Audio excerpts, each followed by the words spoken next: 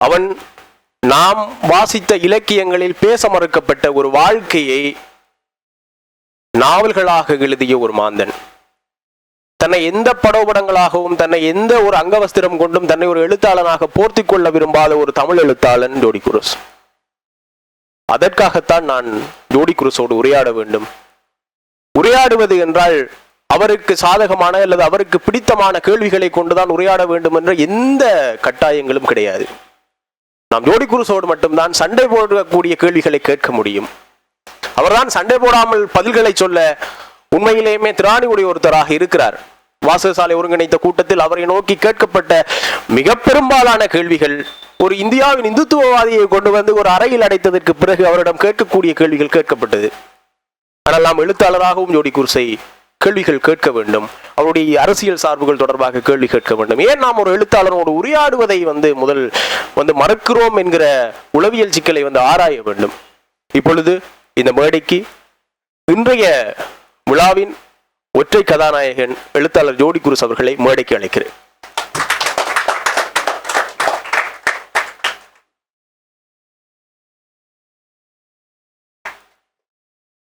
நண்பர்களே, ஆழிசூழ் உலகு, கொற்கை, அஸ்தனாபுரம் ஆகிய 3 நாவல்களை தமிழ் இலக்கிய பரப்பிற்கு உவந்தளித்த ஜோடி குரூஸ், நீங்கள் இவ்வளவு பேர் நிறைய கூடியிருக்கிறீர்கள். ஜோடி குரூஸை பற்றி நிறைய நண்பர்களோடு உரையாடி இருக்கிறோம். அவர் பற்றி வேறு நண்பர்கள் எமக்கு முரணான கருத்துக்களை, அவர் குறித்த முரணான கருத்துக்களை எங்களோடு உரையாடி இருக்கிறார்கள். ஆனால் அவருடைய எழுத்து என்னவாக இருக்கிறது, அவருடைய நாவல்கள் எதை பற்றி பேசி இருக்கின்றன என்பதை பற்றி உரையாட வேண்டும் என்பது மட்டும் கட்டாயம் கிடையாது. அவருடைய எல்லாவற்றையும் உரையாடலாம். இன்றைக்கு நடக்கிற இந்திய அரசியல் சூழ்நிலைகளை பற்றி உரையாட முடியும். அவர் அதற்கு பாத்திரமானவர். ஆகவே கேள்வி கேட்க விரும்புகிறவர்கள் இந்த அரங்கில் எந்த அச்சமுமின்றி இது ஒரு மேடையாக நினைத்துக் கொள்ள வேண்டாம். இதை ஒரு மேடையாக நினைத்துக் கொள்ள வேண்டாம். கேள்வி கேட்கக்கூடிய ஒரு சாதனம் உங்கள் முன்னிலையில் இருக்கிறது, அவ்வளவுதான். நீங்கள் எழுந்து இந்த இடத்தில் உங்களுடைய கேள்வியை கேட்கலாம். சுருதி டிவி அதனை படம் பிடிக்கிறது. இது ஒரு மிக முக்கியமான நிகழ்ச்சி. சுருதி டிவி வந்ததற்கு பிறகு அதனுடைய தரம் இன்னும் ஒருபடி மேலாகிறது. ஜோடி குரூஸோடு என்னையும் சேர்த்து விமர்சித்தவர்கள் இதை பார்க்கிற வாய்ப்பு அவர்களுக்கு கிடைத்திருக்கிறது. இந்த கூட்டத்திற்கு வர முடியாத சில நண்பர்கள் பார்க்கக்கூடிய வாய்ப்பு கிடைத்திருக்கிறது. ஆகவே இப்பொழுது உரையாடல் தொடங்குகிறது. சுருட்டு பிடிச்ச புகைப்படம் எனக்கு ஒன்றும் பெரிய பிரச்சனை தெரியல. நீங்கள் சொல்லும் போது தான் ஒரு வேளை இவ்வளோ பேர் இதில் பார்த்துருந்துவாங்க பொழுது நம்ம பாட்டும் ஷேர் பண்ணி விட்டோமோ அப்படின்னு தோணுது. ஆனால் எனக்கு எந்த பிரச்சனையும் வரல. பட் நீங்கள் அதை எப்படி அனுமதிச்சிங்களா, இல்லை உங்களுக்கு ஏதாவது கேள்விகள் வந்துச்சான்னு சொல்லிட்டு ஏன் அப்படி அது ஒரு சகஜமான ஒரு வாழ்க்கை தானே, அதை ஏன் இவ்வளோ ஒரு பிரச்சனையாக எடுத்துக்கிறாங்க அப்படிங்கிற பாயிண்ட் ஆஃப் வியூ கூட பின்னாடி இருக்கிற அரசியலை கூட நீங்கள் கொஞ்சம் பேசலாம்னு தோணும்.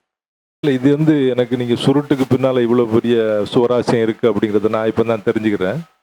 ஆனால் எனக்கு ஒரு சுருட்டு குடிக்கிற பழக்கம் ஒரு 4-5 வருஷம் அநேகமாக 2010 இருந்துருக்கு. இது எப்படி அப்படின்னு சொன்னால் அது ஒரு சின்ன கதை இருக்குது. இது என்ன கதை அப்படின்னா, 2010 சென்னை வந்திருந்த எங்கள் அப்பா எங்கள் வீட்டில் இங்கே வச்சு இறந்து போயிடுறாங்க. அப்போ அவங்களுடைய இறந்த உடம்பை கொண்டுக்கிட்டு நான் உவரிக்கு போகிறேன், நெல்லை மாவட்டம் உவரிக்கு போகிறேன். அப்போ அங்கே போன உடனே மறுநாள் அவங்களுடைய சடங்குகள்லாம் நடக்குது. அவங்களுடைய உடம்பை நாங்கள் அடக்கம் பண்ணிவிட்டு அந்த கடற்கரையிலே உள்ள சில சம்பிரதாயங்கள் முறைப்படி அந்த சடங்குகள்லாம் முடிஞ்சு எல்லாரும் வீட்டுக்கு வரும்போது கடற்கரையில் கடல் தண்ணியில் காலை நினச்சிட்டு, அதாவது அசுத்த ஆவிகள்லாம் இதில் போயிடும் அப்படிங்கிற மாதிரி காலை நினச்சிட்டு வீட்டுக்கு வரும்போது வீட்டில் இருக்கக்கூடிய அந்த ஊர் குடிமகன் எல்லாருக்கும் சுருட்டு கொடுப்பாரு. இந்த சுருட்டை எல்லாருமே வாயில் வச்சு ஒரு புகையை வெளியே விட்டுட்டு அதை முறித்து கீழே போட்டுருவாங்க. இது என்ன, அது எதுக்காக வேண்டி தொடரக்கூடிய பழக்கம் அப்படின்னா, கெட்ட ஆவிகள் வராமல் இருக்கும் அப்படிங்கிற பழக்கம் காலகாலமாக கடற்கரை ஊர்களில் கடைபிடிக்கப்பட்டு வருது. இப்படிப்பட்ட பழக்கம் இருந்துகிட்டு இருக்கு. அந்த மாதிரி பழக்கம் இருக்குது. அந்த அந்த அந்த நிகழ்ச்சியும் அன்னைக்கு நடக்குது. நடந்து முடிஞ்சு அன்னைக்கு நைட்டு நான் உட்காந்து அம்மா கூட, தங்கச்சி கூட, அக்கா கூட எல்லாம் உட்காந்து பேசிக்கிட்டு இருக்கேன். பேசிக்கிட்டு இருக்கும்போது நாளைக்கே கிளம்பாதையா, ஒரு 2-3 நாள் கழிச்சு போ ஊருக்கு அப்படின்னு சொல்கிறாங்க அம்மா. நான் அம்மான்னு சொல்கிறேன், நான் ஆத்தான்னு தான் சொல்லுவோம். எங்கள் ஆத்தா சொல்கிறா, நீ இப்போ நாளைக்கு போகாதையா, ஒரு 2 நாள் கழிச்சு போ அப்படின்னு சொல்கிறேன். சரி ஆத்தா சொல்லியாச்சு. அப்போ அப்படி இருக்கும்போது என்ன நடக்குது அப்படின்னா, எங்கள் ஆத்தா வந்து அங்கே உள்ள அல்மேராவெல்லாம் திறந்து பார்த்துக்கிட்டு அங்கே உள்ளதெல்லாம் எடுத்துகிட்டு, இந்த மனுஷனுக்கு ஒரே பேப்பர் தான், வாழ்க்கை பூரா பேப்பர் தான் அப்படிங்கிற மாதிரி எங்கள் ஐயாவை திட்டிகிட்டு இருக்கா. அவர் செத்து அங்கே கொண்டு அடக்கம் பண்ணியாச்சு. அடக்கம் பண்ண பிறகு கூட எல்லாம் ஒரே பேப்பராக தான் இருக்குது, காலம் பூரா இந்த மனுஷன் பேப்பர் தான் சேர்த்து வச்சுருக்கான் போல அப்படின்னு சொல்லிட்டு இருக்கவ ஒரு சின்ன ஒரு டப்பாவை எடுத்து, நீ ஊருக்கு போகும்போது இதை வாங்கிட்டு போ அப்படின்னு சொல்கிறேன். நானும் மறந்துட்டேன். மறுநாள் பல வேலைகள், இந்த வேலைகள்லாம் முடிஞ்ச உடனே 2-3 நாள் ஆயிடுச்சு. அடுத்து இந்த வியாழக்கிழமை திரும்ப நான் வந்து சென்னைக்கு கிளம்பிட்டு இருக்கேன். அப்போது எங்கள் ஆத்தா ஓடின்னு இந்த டப்பா அவங்க ஐயாவுடைய சொத்து வச்சுக்கோ அப்படின்னு சொல்லி கொடுக்குறா.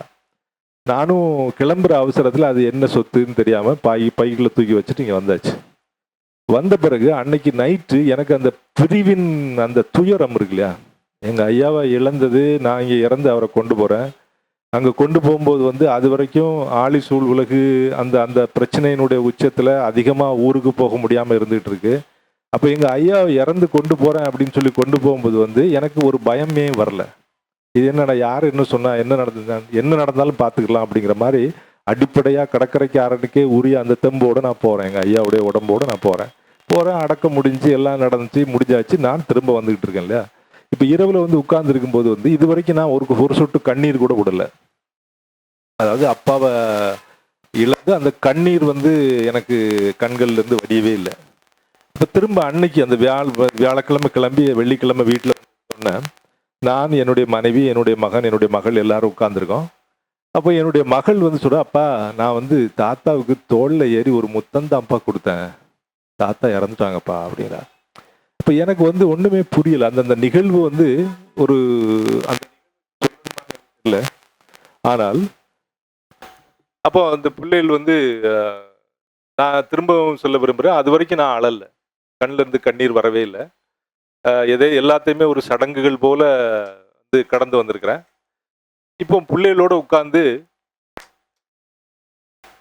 அன்று இரவில் சாப்பாட்டுக்கு மேலே உட்காந்துருக்கோம். 4 பேரும் உட்காந்து தரையில் உட்காந்து பேசிக்கிட்டு இருக்கோம். அப்போ தாத்தாவை பற்றிய அவங்க வந்து அவங்களுக்கு நடந்த நிகழ்வுகளை பகிர்ந்து கொண்டிருக்கிறார்கள். என் மக சொல்கிறா, தாத்தா நம்ம தோட்டத்துக்கு போயிருக்கோம், நொங்கெல்லாம் எடுத்து தந்தாங்கப்பா, பயணி ஊற்றி தந்தாங்கப்பா. பையன் சொன்னால், தாத்தா வந்து தோளில் தூக்கிட்டு போய் என்னை தொட்டிகளை என்னால் இறங்க முடியலப்பா, தாத்தா தோளில் தூக்கிட்டு போய் என்னை வந்து தொட்டிகளை இறக்கி விட்டாங்கப்பா, இப்படிலாம் சொல்லிகிட்டு இருக்கான். அப்போ இப்படி சொல்லிகிட்டு இருக்கும்போது வந்து எனக்கு ரொம்ப சந்தோஷமாக இருந்துச்சு. என்ன அப்படின்னா, இன்னொரு தலைமுறை என்னுடைய தகப்பனார் தலைமுறையை வந்து இவ்வளோ ஒரு சந்தோஷமாக நினைவு கூறுகிறார்களே. அப்போ நான் வந்து வழக்கமாகவே இந்த காலத்தில் உள்ள தலைமுறைக்கு தங்களுடைய தாத்தா பாட்டி சுகம், நமக்கு கிடைத்தது போல் ஒரு தாத்தா பாட்டி சுகம் வந்து இந்த தலைமுறைக்கு கிடைக்கவில்லைங்கிறது தான் உண்மை. ஆனால் இந்த பிள்ளைகளுக்கும் அப்படி கிடைக்காம போயிருமோ அப்படிங்கிற மாதிரி ஒரு பயம் இருந்துச்சு எனக்கு. ஆனால் குறைந்தபட்சம் அவருடைய நினைவுகளில் இருக்கக்கூடிய அளவுக்கு அவங்க தாத்தா இருந்துட்டாரு, அவங்க தாத்தா அவங்களுடைய நினைவடுக்குகளில் பதிவாகி இருக்கிறார் அப்படிங்கிறது தான் அந்த இரவில் நான் பேசுனதுக்கான ஒரு விளைவு எனக்கு. இப்போ நான் என்னுடைய பிள்ளைகள்கிட்ட தெரிஞ்சுக்கிறேன், தாத்தாவை பற்றிய ஒரு பிம்பம் அவர்களுக்கு இருக்கிறது. தாத்தா வந்து எனக்கு நொங்கு கொடுத்தாரு, தாத்தா என்னை தோளில் தூக்கிட்டு போய் வழுக்கக்கூடிய அந்த தொட்டிகளை பாதுகாப்பாக இறக்கி விட்டாரு, நான் 5 மணி நேரம் குளித்தேன்ப்பா, 5 மணி நேரம் தாத்தா தொட்டிகளே நின்றுக்கிட்டு இருந்தாரு அப்படிங்கிற மாதிரி. ஆனால் அந்த பதிவுகள் வந்து எனக்கு ரொம்ப சந்தோஷமாக இருந்ததுனால என்னையே அறியாமல் நான் அழுறேன். இப்போ அழுது கண்ணிலேருந்து கண்ணீர் ஓடிட்டு இருக்கு. அப்போ நான் சொல்லிடுறேன், ஆச்சி ஒரு டப்பா கொடுத்தாடா, தாத்தாவுடைய சொத்துன்னு சொல்லி, அதை எடுறா அப்படின்னு சொல்லி எடுக்கிறோம். அப்போ எடுக்கும்போது என்ன ஆகுது அப்படின்னா, எடுத்துகிட்டு வந்து கொடுத்தோன்னா அந்த டப்பாவுக்குள்ளே இருக்கிறது தான் சரவணா சுருட்டு. திறந்து பார்த்தா நான் என்னதோ இருக்குது அப்படின்னு எடுத்தா அதுக்குள்ளே அந்த டப்பாவுக்குள்ளே சரவணா சுருட்டு இருக்குது. உடனே நான் என்ன நினைக்கிறேன், எடுத்து அதை புகைகிறேன். அன்னையிலேருந்து சுருட்டு பழக்கம். என்னமோ தெரியல, எனக்கு வந்து அந்த சுருட்டு குடிக்கும் போது எங்கள் ஐயா வந்து என் பக்கத்துலேயே நிற்கிற மாதிரியோ, அவர் என் தோளை தொட்டுக்கிட்டு இருக்க மாதிரி வந்து ஆதரவாக நிற்கிற மாதிரி. அந்த தோட்டத்துக்கு இந்த தம்பிமாரெலாம் வந்தபோது கூட சொன்னேன், இந்த தோட்டம் வந்து வேறு யாரும் இல்லை எங்கள் ஐயா அப்படின்னு நான் சொன்னேன். அதுபோக இன்னைக்கு வரைக்கும் நான் இந்த சுருட்டை வந்து புகைக்கும் போது எனக்கு வந்து தம் அடிக்க தெரியாது, தம் அடிக்க முடியாதுன்னு நான் நினைக்கிறேன். ஆனால் சுருட்டு வழக்கமாக கடற்கரையோரங்களில் கிராம பகுதிகளில் பார்த்தீங்க அப்படின்னா அப்படி உள்ள புகை இழுத்து அப்படி விட்டுருவாங்க, யாராலையும் தம் அடிக்க முடியாது. ஏன்னா சுருட்டு ரொம்ப வலிமையானது, ரொம்ப ரொம்ப புகையிலை அது. அதில் வந்து எந்த மாறுபாடும் செய்யாமல் அப்படியே சுருட்டி வச்சுருப்பாங்க. உங்களுக்கு முழுசாக அதை வந்து நுரையீரலுக்குள்ள அனுப்பவே முடியாது. அதை வந்து வாயில் எடுத்துகிட்டு அப்படியே விட்டுக்கிட்டு இருப்பாங்க. உங்கள் மூக்கு வழியாக போகக்கூடிய ஒரு விஷயத்துங்கிறதுனால எங்கள் ஆத்தா என்ன சொல்லுவா அப்படின்னா, நானே சில நேரங்களில் வந்து கேட்கும்போது, இப்போ நான் சுருட்டு குடிக்கிறேன், ரொம்ப நல்லதுடா அப்படின்னா. என்ன ரொம்ப நல்லதுங்கிற அப்படின்னா, நிறைய கேஸ் ட்ரபிள்லாம் வராதுடா அப்படின்னா. அப்போ எனக்கு அப்பப்போ முன்னால் கொஞ்சம் குறுக்கு பிடிச்சிக்கிட்டு வச்சுக்கிட்டு இருந்துச்சு. இப்போ இந்த குறுக்கு பிடியே இல்லை. இப்போ ஆக நான் வந்து ஜோடி குரூஸ் வந்து சுருட்டு குடிக்கிற சஜஸ்ட் பண்ணுறாருப்பா அப்படின்னு சொல்லி அடுத்தால ஒரு சர்ச்சை உருவாகிருப்பது. அப்படி இல்லை, எனக்கு பிடிச்சிருக்கு நான் குடிக்கிறேன், உனக்கு என்னையா, அவ்வளோதான். எனக்கு எங்கள் ஆத்தா கொடுத்தா, எங்கள் ஆத்தா கேடான ஒரு விஷயத்த ஒன்றும் தன் பிள்ளைக்கு கொடுக்க மாட்டா. அதையும் அதிகபட்சமாக வந்து பயன்படுத்தி கெட்டு போகிற அளவுக்கு நானும் ஒரு ஆள் கிடையாது. அதை எப்படி பயன்படுத்தணும், எது வாழ்க்கையில் வந்து உனக்கு சுவை ஊட்டுகிறதோ, எது உன்னை மகிழ்ச்சிப்படுத்துகிறதோ, எது யாருக்கும் தொந்தரவு இல்லாமல் இருக்கிறதோ, அதை நான் செய்கிறதுல என்ன தப்பு அப்படின்னு நான் செஞ்சுக்கிட்டு இருக்கேன். தம்பிமார் ஃபோட்டோ எடுத்தாங்க, அது இப்படிப்பட்ட ஒரு சர்ச்சையை கிளப்பும் அப்படின்னு நான் நினைக்கவே இல்லை தோட்டத்தில். ஆனால் அதுக்காண்டி நான் சுருட்டை விட போவதில்லை.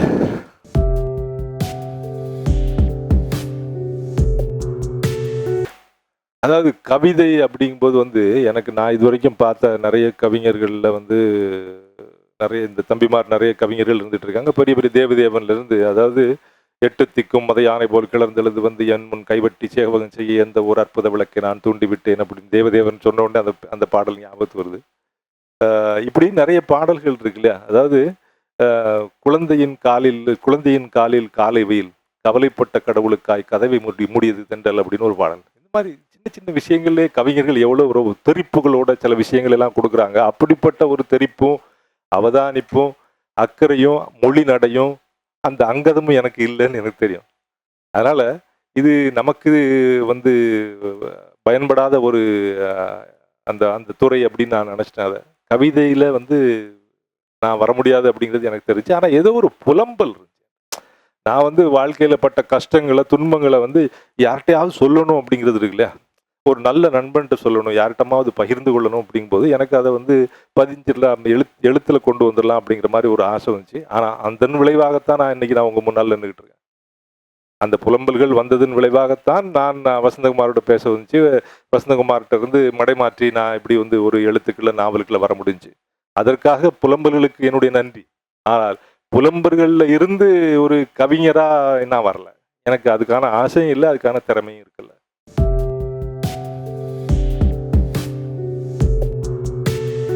இந்துத்துவாவை பற்றி நான் பேசலை, ரொம்ப தெளிவாக சொல்ல விரும்புகிறேன். இதில் ஒரு அந்த கடந்த பாராளுமன்ற தேர்தல் சமயத்தில் இந்தியாவை வழிநடத்தப் போவது யார் அப்படிங்கிற மாதிரியான நிறைய எதிர்பார்ப்புகள் இருந்துச்சு. இந்த எதிர்பார்ப்புகளில் அந்த இந்தியாவை வழிநடத்தப் போவது யார் அப்படிங்கிற அந்த பிளாட்ஃபார்ம் இருக்கு இல்லையா, அந்த பிளாட்ஃபார்மில் ஒரு சில பேர் நின்னாங்க, உங்களுக்கு தெரியும். இதில் உங்களுக்கு தகுதியானவர் யார் அப்படிங்கிறத தேர்ந்தெடுக்கக்கூடிய உரிமை உங்களுக்கு இருக்கு. அவர் வருவாரா வரமாட்டாராங்கிறது இல்லை. ஆனால் இந்தியாவை யார் வழி நடத்தினால் நன்றாக இருக்கும் அப்படிங்கிற கூடிய ஒரு உங்களுக்கான ஒரு ஒரு ஒரு தகுதி தேர்வுன்னு ஒன்று இருக்கு இல்லையா. நான் இவர் வந்தா நல்லா இருக்கும் அப்படின்னு நினைக்கிறேன். இப்போ இவர் வந்தா நல்லா இருக்கும் அப்படிங்கும்போது வந்து நான் வந்து இன்னைக்கு வந்து பல சட்டைகளை போட்டுக்கிட்டு இங்கே வந்து நான் நிற்கல. எனக்கான பெரிய சட்டைகள் எல்லாம் போட்டாங்க. ஜோடி குரூஸா சாதாரணமாக ஒரு கடற்கரைக்காரனா நான் இங்கே வந்து நிற்கிறேன். அப்போ அப்படி நிற்கக்கூடிய நான் இந்தியா பல்வேறு விஷயங்கள்லையுமே வந்து தன்னுடைய தகுதியை இழந்து தன்னுடைய மதிப்பை இழந்து நின்றுக்கிட்டு இருக்க. அப்படி நிற்கும்போது பார்க்கறதுக்காவது ஒரு வலிமை மிக்க ஒரு ஆளாக இருக்கட்டும் அப்படிங்கிற மாதிரி ஒரு நினைப்புகள் வந்து என்னை மாதிரி ஆட்கள் நிறைய பேருக்கு இருந்துச்சு. அப்படி இருக்கும்போது என்ன நினைக்கிறோம் அப்படின்னா, நிற்பதில் தகுதியானவர் யார் அப்படிங்கிற மாதிரி ஒரு நிலை. சரி, நம்ம கடலோரத்தில் வந்து நிறைய வந்து பெரிய பிரச்சனைன்னு சொல்லக்கூடியது என்ன, நிறைய தலைவர்கள் வர்றதே இல்லை அப்படிம்பாங்க. தலைவர்கள் வர்றதே இல்லை, அதனால தான் அந்த பிரச்சனைக்கு தீர்வுகள் காண முடியல அப்படின்னு. ஆனால் நீங்கள் கடலோரத்தில் போய் பார்த்தீங்கன்னா எல்லாருமே தகுதி பெற்ற தலைவர்களாக இருப்பாங்க. எல்லாருமே தலைமை பண்புக்கு ஏற்றவர்களாக இருப்பாங்க. எல்லார்ட்டையுமே அந்த வந்து நீங்கள் ஒரு ஒரு திறமைன்னு போனீங்கன்னா அந்த திறமை எல்லார்ட்டையுமே இருக்கும். அப்படிப்பட்டவர்களாக இருக்கிறதுனால தான் அங்கேருந்து தலைவர்கள். ஆனால் இந்த நேரத்தில் அந்த பாராளுமன்றத்தினுடைய அந்த தேர்தல் சமயத்தில் வந்து அந்த பாராளுமன்றத்தினுடைய தலைமையாகவோ அல்லது ஒரு பிரதம மந்திரி வேட்பாளராகவோ நிற்கக்கூடிய தகுதி பெற்றவர்கள் என்னைய பொறுத்தவரை யார் அப்படின்னு பார்த்தா, அந்த நேரத்தில் இங்கு நான் அந்த கன்னியாகுமரியில் அந்த மேடையில் நான் பேசினேன். அப்படி பேசும்போது அந்த மேடையிலேயே பிரதமராக வேட்பாளராக நின்று கொண்டிருக்கக்கூடியவர் இருக்கக்கூடிய அந்த மேடையிலேயே அரசியலுக்கு அப்பாற்பட்டு, சாதிக்கு அப்பாற்பட்டு, மதத்துக்கு அப்பாற்பட்டு, சித்தாந்தத்துக்கு அப்பாற்பட்டு இன்றைய சூழலில் இன்னார் வந்தா நல்லா இருக்குமோ அப்படிங்கிறது என்னுடைய அபிப்பிராயம் அப்படின்னு தான் நான் சொன்னேனே தவிர இவரை நீங்கள் தேர்ந்தெடுங்கள் அப்படின்னு நான் சொல்லலை. ஆக எனக்கு இப்படி ஒரு அபிப்பிராயம் இருக்கிறது, உங்களுக்கு அப்படி ஒரு அபிப்பிராயம் இருந்தால் நீங்க செய்யுங்க. ஆனால் இது அரசியலுக்கு, அதற்காக அந்த பிரதமர் வேட்பாளராக இருக்கக்கூடியவருக்கு ஒரு சித்தாந்தம் இருக்கிறது என்றால் அந்த சித்தாந்தத்துக்கு ஜோடி குரூஸ் உடன்படவில்லை, கண்டிப்பாக இல்லை. அவருக்கு ஒரு கட்சி இருக்கிறது என்றால் அந்த கட்சிக்கு ஜோடி குரூஸ் உறுப்பினர் அல்ல. அதுபோக அவர்களுக்கான ஒரு கொள்கை இருக்கிறது என்றால் அந்த கொள்கைக்கு ஜோடி குரூஸ் உடன்பட இல்லை. ஆனால் அன்றைக்கு நின்ற வேட்பாளர்களில் இவரை நான் கைகாட்ட வேண்டியது எனக்கு பிடிச்சிருந்துச்சு. இவர் ஏதாவது நல்ல காரியங்கள் செய்திட மாட்டாரோ அப்படிங்கிற மாதிரி ஒரு ஒரு எதிர்பார்ப்பு இருந்துச்சு. அந்த எதிர்பார்ப்பு இன்னும் இருக்கிறதாங்கிறதா அது இன்னொரு கேள்வி.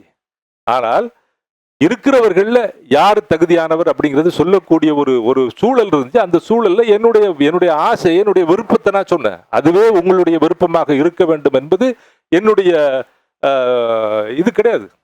நான் அப்படி உங்களை எதிர்பார்க்கவே இல்லை. அதுக்காக வேண்டி சித்தாந்தத்தின் அடிப்படையிலேயோ அல்லது ஒரு கொள்கையின் அடிப்படையிலேயோ அல்லது ஒரு மதவாதத்தின் அடிப்படையிலேயோ ஜோடி குரூஸ் அங்க அவரை வேட்பாளரை இனம் காட்டவே இல்லை. அது அந்த மேடையிலே சொல்லப்பட்டிருக்கிறது. அதனால அதை தவறுதலாக புரிந்து கொண்டவர்கள் தான் அதிகம். இன்னைக்கு நிலைமையில நான் என்ன எதிர்பார்த்தேன், கடற்கரையில் இருக்கும்போது இப்ப திருப்ப ஒரு இன்டர்நேஷனல் லெவல்ல இருக்கக்கூடிய இந்த ஒரு பிரச்சனையை, பன்னாட்டு விஷயங்கள் சம்பந்தப்பட்ட இந்த ஒரு விஷயத்த ஒரு நல்ல வலுவான ஒரு தலைவர் வரும்போது அண்டை நாடுகள் கொஞ்சம் பயப்படுமோ அப்படின்னு நினைச்சான். ஆனா அது தவறுங்கிறத வரக்கூடிய நிகழ்வுகள் நிரூபிச்சுக்கிட்டே இருக்கு. அதுதான் நம்ம பார்க்கிறோம். ஆனா நான் ஒரு மனிதன் தானே, சாதாரணமான மனிதன் தானே, ரத்தமும் சதையுமான மனிதன் தானே, உங்களை மாதிரி ஒரு ஆள் தானே. நான் விண்ணுலகத்திலிருந்து நேரே குதிச்ச ஆளா? நான் சொல்றவங்க எல்லாம் சரியான ஆட்களாவே இருப்பாங்க அப்படிங்கிறதுக்கு நிச்சயமா இல்லையே. எனக்கு ஒரு ஒப்பீனியன், எனக்கு ஒரு அபிப்பிராயம் இருந்தது, எனக்கு ஒரு எதிர்பார்ப்பு இருந்தது. அந்த எதிர்பார்ப்பின் அடிப்படையில் ஒரு ஆளை சொல்றோம், இவர் இருப்பாரோ, இவர் செய்வாரோ அப்படிங்கிற ஒரு நம்பிக்கை வருது. அவர் செய்யல அப்படிங்கும்போது ஒரு செய்யலன்னு சொல்றோம், அவ்வளவுதான். அவர் செய்யல, இனிமே யார் செய்வாங்கன்னு அடுத்த ஆளுக்கு தேர்ந்தெடுப்பதற்கு தயாராகிறோம், அவ்வளவுதான். அதற்காக அவர் செய்தாலும் செய்யாவிட்டாலும் அவருடைய கொள்கைகள் சரி, அவருடைய சித்தாந்தம் சரி, அவருடைய கோட்பாடு சரி என்று அவருடைய அங்கிக்கு பின்னாலேயோ அவர் சால்வைக்கு பின்னாலேயோ தொங்கிக்கிட்டு இருக்கக்கூடிய ஆள் ஜோடி குரூஸ் இல்லை.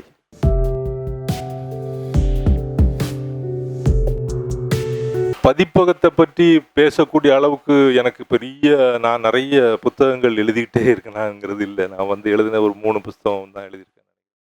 அதனால பதிப்பகத்தை குறைபட்டு கொள்வதற்கோ அவர்களை பற்றிய ஒரு அபிப்பிராயத்தை சொல்வதற்கோ எனக்கு தகுதி இருக்கான்னு தெரில. ஆனால் இன்னைக்கு பார்த்தா நிறைய பதிப்பகங்கள் வந்துட்டேன்.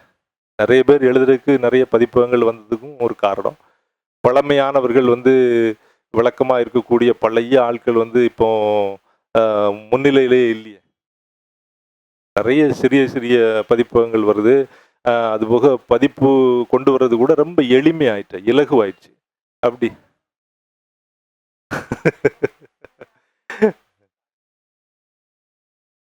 புதுசா வருது இல்லையா உங்களுக்கு? எப்பவுமே நிறைய இப்போ மண் வாசனையோட வருது இல்லையா, இருக்கக்கூடிய உண்மை வருது இல்லையா, உண்மை வருது, போலியா வரல, அதாவது பூடகமா சொல்லல, நேரடியா செவுட்ல அடிச்ச மாதிரி சொல்றான்ல, அதுதானே வேணும். இப்போ இன்னைக்கு உங்களுக்கு உடனே ரிசல்ட் இல்லையா, செவுட்ல அடிச்ச மாதிரி உங்களுக்கு ஒரு உண்மை வெளியே வருதா இல்லையா? அப்படி வரக்கூடிய இது இன்னைக்கு அப்படிப்பட்ட ஒரு காலம்.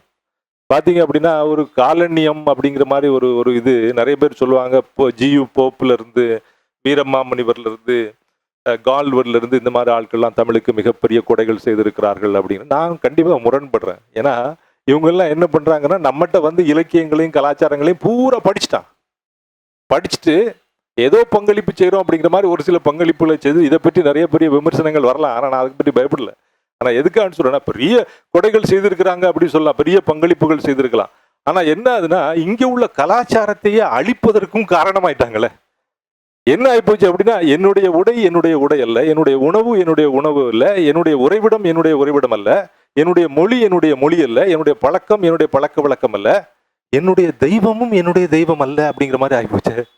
அப்படிங்கிறது தானே இந்த மெரினாவில் நடந்தது. நான் ஜல்லிக்கட்டு போராட்டம் அப்படின்னு சொல்ல மாட்டேன், மெரினா புரட்சி. அது இந்த புரட்சியை இளைஞர்கள் இன்னைக்கு அதாவது திருப்ப பார்த்தீங்க அப்படின்னா நிறைய எழுத்தாளர்கள் வந்துட்டாங்க, உண்மையோட வந்துட்டாங்க, முதல் தரமா வந்துட்டாங்க, மண்வாசனையோட வராங்க, பிரச்சனைகள் இருந்து வராங்க. அவன் தன்னுடைய ஐடென்டிட்டியை இழந்துடுறான். இழந்த பிறகு ஐயோ என்னுடைய உணவு போச்சு, என்னுடைய உடை போயிடுச்சு, என்னுடைய பாரம்பரியம் போயிடுச்சு, என்னுடைய கலாச்சாரம் போயிடுச்சு, என்னுடைய மொழி போயிடுச்சு, எனக்கு எல்லாமே போயிடுச்சு அப்படிங்கும்போது தன்னுடைய அடையாளத்தை, தன்னுடைய உணவை, தன்னுடைய பழக்க வழக்கத்தை, தன்னுடைய மொழியை, தன்னுடைய தெய்வங்களை மீட்டெடுத்து கொள்ளணும் அப்படிங்கிறது ஒரு பெரிய தேவை ஆயிடுச்சுல இன்னைக்கு. அப்படிப்பட்ட ஒரு மீட்டெடுத்து கொள்ளணும் அப்படிங்கிறது தான் வெடிச்சு செதறி உலகம் பூரா இதான் நிகழ்வு இன்னைக்கு.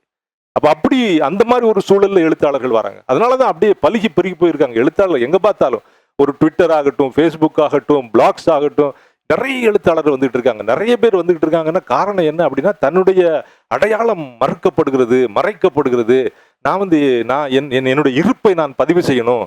யாருக்கும், அதாவது ஜாதி பற்று அப்படிங்கிறது நான் இந்த மண்ணில் இருந்து வரேன், இந்த மண்ணுக்கு சொந்தக்காரன், நான் இந்த மண்ணில் நான் இப்படிலாம் தொழில் செஞ்சேன், எங்க அப்பா இப்படிலாம் செஞ்சாரு, எங்க அப்பா இந்த பூர்வீகம் எப்படி இருந்தது, இது நாங்க வாழ்ந்து கழித்த பல நூறு கதை சொல்லும் சரித்திர பூமி இது அப்படின்னு சொல்லக்கூடிய அளவுக்கு தன்னுடைய மண்ணை, தன்னுடைய அந்த அந்த அந்த அந்த வாழ்வை பதிவு செய்யறதுக்கு துடிப்போட வர்றாங்க. காரணம் என்னன்னா, தன்னுடைய வரலாறு, தன்னுடைய அடையாளங்கள், தங்களுடைய பழக்க வழக்கங்கள், தங்களுடைய கலாச்சாரங்கள் மறைந்து போயிடக்கூடாது அப்படிங்கிற ஒரு பெரிய ஆதங்கம் வந்துருச்சு. இதுவும் ஒரு வகையான பெருவெடிப்புன்னு நான் சொல்லுவேன். இந்த வெடிப்பின் காரணமாக தான் இன்னைக்கு நிறைய எழுத்தாளர்கள் வந்திருக்காங்க. அது வரவேற்கப்பட வேண்டிய ஒரு விஷயம். ஜோடி குரூஸும் அப்படி ஒரு ஆள் தான்.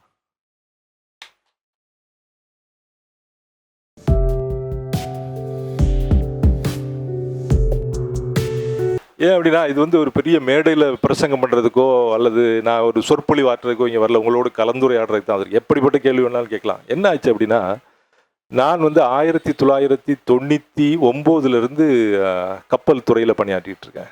அப்போது எனக்கு அதிகமாக இந்த துறை சார்ந்து, கப்பல் போக்குவரத்து சார்ந்து, சரக்கு போக்குவரத்து சார்ந்து அதிகமாக குஜராத்துக்கு போக வேண்டிய ஒரு வாய்ப்பு கிடைச்சது. அப்போ குஜராத்துக்கு போகும்போது முன்னால் என்ன பண்ணோம்னா, அப்போல்லாம் வாய்தூத் ஃப்ளைட்னு ஒன்று இருந்துச்சு. பாம்பேலேருந்து வாய்தூத் ஃப்ளைட் என்ன பண்ணுவோம்னா, பூச் அப்படின்னு சொல்லி ஒரு ஏர்போர்ட்டை அங்கே தான் போய் இறங்குவோம். அங்கேருந்து 45 கிலோமீட்டரில் காண்ட்லா வர முடியும். அப்போ பூச் விமான தளத்திலிருந்து அந்த காண்ட்லா துறைமுகத்துக்கு வரக்கூடிய அந்த பாதை இருக்கு இல்லையா, அது ஒரு பெரிய பாலைவனம் மாதிரி இருக்கும். குடிக்கிறதுக்கு ஒரு சொட்டு தண்ணி கிடைக்காது. ஆனால் ஒரு குறிப்பிட்ட காலங்களுக்கு பிறகு பார்த்தா இந்த வீதிகள் எல்லாம், அந்த பகுதிகள் எல்லாம் ரொம்ப பெருசாக டெவலப் ஆகி உங்களுக்கு என்ன வேணாலும் கிடைக்கும் அப்படிங்கக்கூடிய ஒரு நிலையை நான் பார்த்தேன். ஆனால் இந்த பார்க்கக்கூடிய விஷயம் இருக்கு இல்லையா, ஒரு ஒப்பீனியன், இன்றைய சட்டதிட்டங்கள், இன்றைய நிலவரம் நாளைக்கு வரலாறு இல்லையா, நாளைக்கு செல்லுபடியாகாது. நீங்க இன்னைக்கு இருக்கக்கூடிய ஒரு நிகழ்வு, இன்னைக்கு நான் என்னை கட்டுப்படுத்தக்கூடிய விஷயங்கள் நாளைக்கு மாறிடுவேன். எப்படி அதாவது யாரோ ஒரு கிரேக்க கவிஞன் சொல்றான் இல்லையா, நீ ஒரு நதிக்குள் திரும்ப நுழைய முடியாது, அந்த நதி கடந்து போய் கொண்டே இருக்கிறது, மாறிக்கொண்டே இருக்கிறது அப்படிங்கிற மாதிரி ஒப்பீனியன் நம்ம சொல்லக்கூடிய சில விஷயங்கள் மாறிக்கிட்டே இருக்கு இல்லையா. அப்போ எனக்கு குஜராத்தை முதல்ல போய் பார்க்கும்போது ரொம்ப ஆச்சரியமா இருந்துச்சு. ஏன் அப்படின்னா, தமிழ்நாடு மேரிடைம் போர்டு அப்படிங்கிறது டெவலப் பண்றதுக்கு முன்னாலே குஜராத் மேரிடைம் போர்டு அப்படின்னு சொல்லி குஜராத்தினுடைய கடற்கரை பகுதிகள் அனைத்தையும் அவை பெரிய செல்வம் கொளிக்கக்கூடிய இடமாக மாற்றினாங்க. அப்போ ஒரு சாதாரண ஒரு கப்பல் துறையில் வேலை செய்கிறவன், தமிழ்நாட்டில் இருந்து போகிறவன், நம்முடையும் இவ்வளவு 1076 கிலோமீட்டர் கடற்கரை பகுதி இருக்கிறத, இந்த பகுதியை நம்முடையவர்கள் எப்படியெல்லாம் பயன்படுத்துகிறார்கள், ஆனால் குஜராத்தை சேர்ந்தவர்கள் எப்படியெல்லாம் பயன்படுத்துகிறார்கள். ஒரு விமான தளத்திலிருந்து, ஒரு விமான நிலையத்திலிருந்து நான் இப்போ ஒரு துறைமுகத்துக்கு போகிறேன்னா அந்த பகுதி எப்படிலாம் மாறி நம்ம கண்ணில் பட்டது வலிந்து போய் நான் பண்ணல. ஆனால் ஒரு 2 மாதங்களுக்கு முன்னால் குஜராத்தை நான் பார்க்கணும் அப்படிங்கிறதுக்காண்டி நான் போகிறேன். ஒருவேளை எனக்கான ஒரு ஒப்பீனியன் இருக்கு இல்லையா, எனக்குன்னு நான் பார்த்துருக்கேன், இது இப்படி நம்ம இந்த மாதிரி ஒரு எண்ணம் வச்சுருக்கோமே, இந்த எண்ணம் உண்மையா அப்படின்னு பார்க்கும்போது குஜராத்தினுடைய நிறைய கிராம பகுதிகளில் போகக்கூடிய ஒரு வாய்ப்பு கிடைச்சது எனக்கு.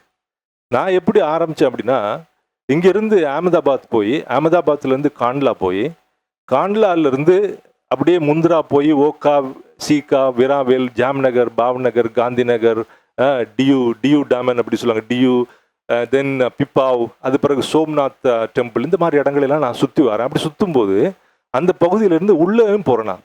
இந்த கிர் ஃபாரஸ்ட் சொல்லுவாங்கல்ல, கிர், இந்த ரொம்ப சிங்கங்கள் இருக்கக்கூடிய இடம் அப்படின்னு சொல்லி, இந்த மாதிரி பகுதிகளெல்லாம் போய் பார்க்கும்போது இன்னும் அந்த பகுதிகளில் மக்கள் குடங்குடமாக தலையில் வச்சுட்டு, தலையில் ஒரு குடம், இடுப்பில் ஒரு குடம், 2 கையில், இன்னொரு கையில் ஒரு குடம், ஒரு பெண்ணானவள் 3 குடத்தை சுமந்துக்கிட்டு குறைந்தபட்சம் ஒரு 10 கிலோமீட்டராவது நடந்து போய் தண்ணி கொண்டு வரக்கூடிய சூழலை நான் இப்போ பார்த்தேன். நான் ஒரு 3 மாதத்துக்கு முன்னால். ஆக என்னுடைய ஏற்கனவே பார்த்த அந்த பிம்பம் உடைஞ்சு நொறுங்கிருது. அப்போ இது ஒரு மாயையா? அப்போ இவர்கள் பார்க்கணுங்கிறதுக்காக வேண்டிய ஒரு வழித்தடங்களை உருவாக்கி, இந்த தொழில் சார்ந்தவர்கள், இந்த தொழிலில் உள்ளவங்க பார்க்கறதுக்காக வேண்டி ஒரு சாலை வசதியெல்லாம் உருவாக்கி வச்சு உலகத்தின் கண்களுக்கு காட்டுவதற்காக ஒரு வளர்ச்சி, ஆனால் உண்மையில் இன்னொரு வளர்ச்சியே இல்லாத ஒரு நிலை அப்படிங்கிற மாதிரி ஒரு நிலையை இப்போ ஒரு 2-3 மாதத்துக்கு முன்னால் நான் குஜராத் போயிருக்கும்போது பார்க்க வேண்டிய ஒரு சூழல் எனக்கு கிடைச்சது. ஆக நமக்கு இருக்கக்கூடிய எண்ணங்கள் வந்து மாறிக்கொண்டே இருக்கிறது. இதை நான் மாற்ற மாட்டேன், எனக்கு ஒரு தலைவரை பிடித்திருக்கிறது, அவர் ஆண்ட மாநிலம் இப்படித்தான் இருந்தது அப்படின்னு ஒரு கொள்கையை அப்படியே பிடிச்சு தொங்கி கொண்டிருக்கணும் அப்படிங்கிற நிலையில நான் இல்லை. முதல்ல பார்க்கும்போது அப்படி இருந்துச்சு, இப்போ பார்க்கும்போது இப்படி இல்லையே, உண்மை வேறாக இருக்கிறதே. சமீபத்தில் யாரோ ஒரு நண்பர் ஒரு கவிதை சொன்னார், நான் உன்னை வந்து பக்கத்தில் போகாதன்னு சொன்னேன்ல, இதோ பார் தலைவடித்து சாக கிடக்கிறாய் உண்மையை பார்த்துட்டு அப்படிங்கிற மாதிரி. இன்னைக்கு பக்கத்தில் போய் உண்மையை பார்க்கும்போது தலைவடித்து சாக கிடக்கிறாய் அப்படிங்கிற மாதிரியான அந்த உண்மைகள் ரொம்ப பயமுறுத்துவதாக இருக்கிறது. உண்மைகள் மக்களிடம், அதாவது உண்மை மக்களுடைய சேவை நடக்கவே இல்லை. அப்போ ஒரு விளம்பர உக்தியாகத்தான் நிறைய விஷயங்கள் நடந்திருக்கிறதுங்கிறது தெரிய வருது. அப்போ தெரிய வரும்போது நமக்கு என்னன்னா, நம்முடைய எண்ணங்கள், நம்முடைய ஊகங்கள் தவறாகி விடுகிறது.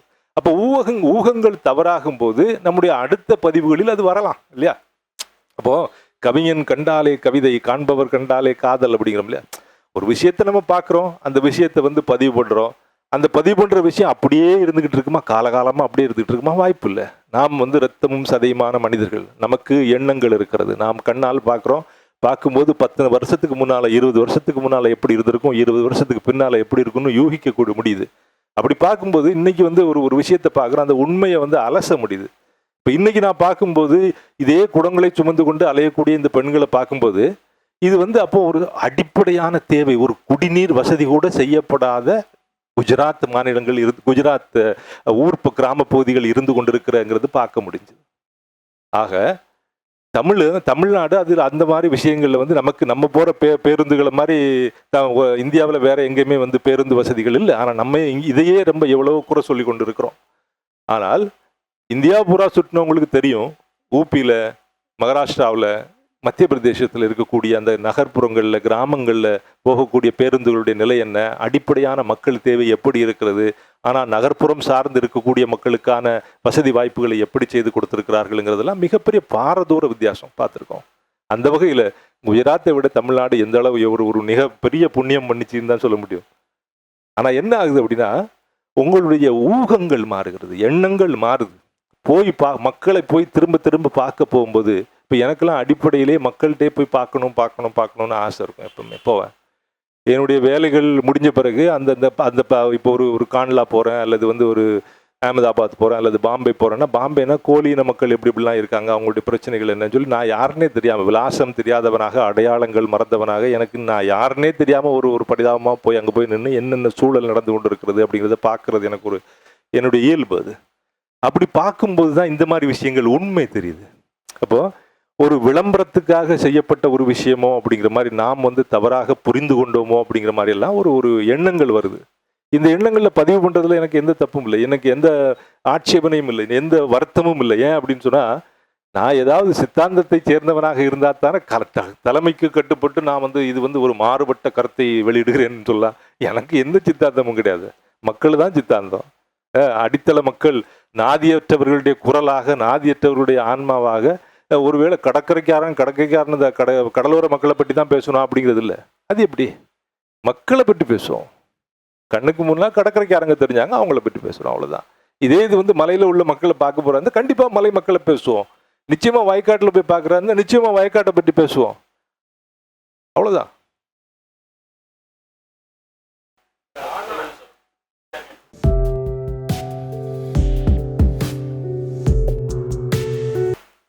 ரொம்ப வலுவான கேள்வின்னு நான் நினைக்கிறேன். இது 2002 காலகட்டங்களில் நான் ரொம்ப சின்ன பையனாக இருந்தேன்னு நினைக்கிறேன்.